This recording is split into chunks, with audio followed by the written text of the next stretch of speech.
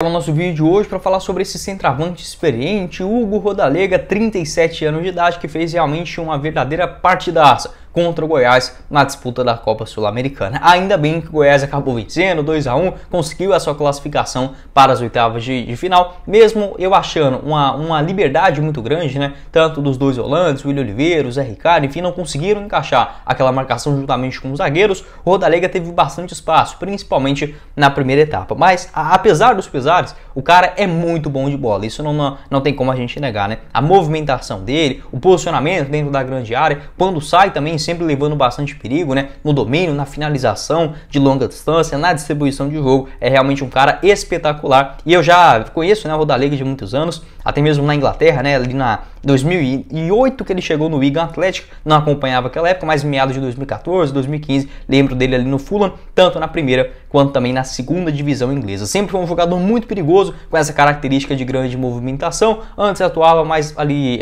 como um segundo atacante, um ponto esquerda, um ponto direita, mas agora já para a reta final da sua carreira, perdendo um pouco, obviamente, daquela mobilidade, vem jogando mais centralizado. Camisa 11 do Santa Fé, que tem um contrato curto, vai só até dezembro dessa atual temporada de 2023. Então o Rodallega, que já teve algumas especulações que ele poderia deixar o Santa Fé ainda neste último mês de maio, né? Vai lembrar que o Santa Fé foi eliminado na 10ª colocação do Campeonato Colombiano. Eles que ainda fazem, digamos, daquela forma antiga, né? Que era no futebol brasileiro, onde os 8 primeiros se classificam para umas quartas de finais, tendo mata-mata até a grande decisão. O Santa Fé ficou de fora, ficou um tempão sem jogar e surgiu algumas especulações sobre a saída do Rodallega. Ele falou que estava feliz no Santa Fé e queria cumprir o seu vínculo até dezembro de 2023. Em relação à parte financeira, não é um jogador, digamos, baratinho, de 30, 40, 50 mil. Não é isso, mas nem de longe, se o Goiás for contratar um jogador com o carimbo dele, a experiência dele, a qualidade e os bons números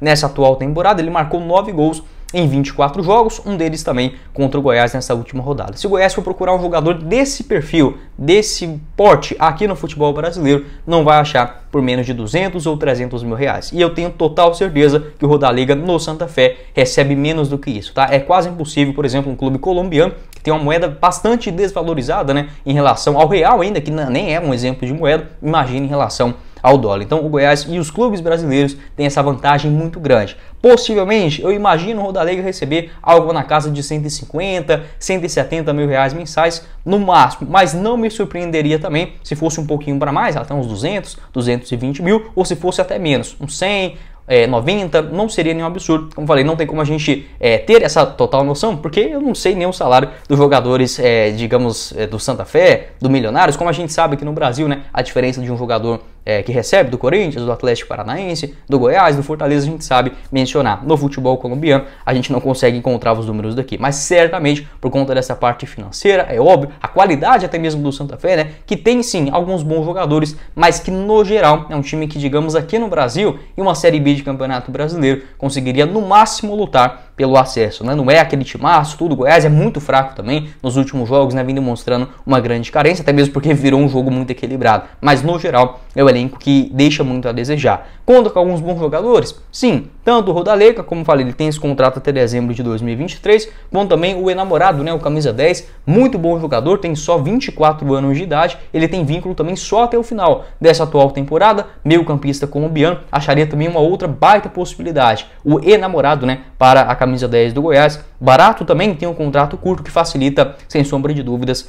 em uma eventual negociação. Rodallega, como falei, ele entra naquele perfil de jogador que eu gostaria de ver no Goiás.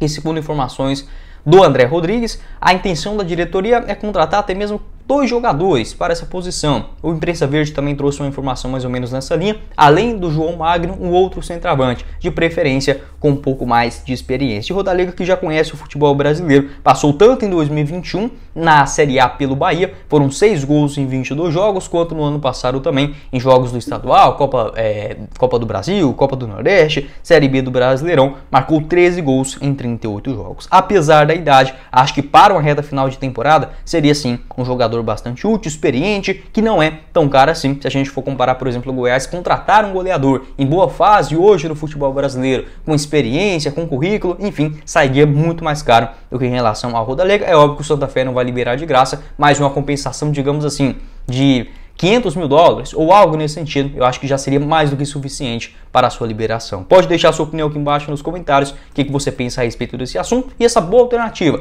barato e que assim, tem um rendimento extraordinário nessa atual temporada também, como falei, foram 9 gols em 24 jogos, sendo 3 gols na disputa da Copa Sul-Americana.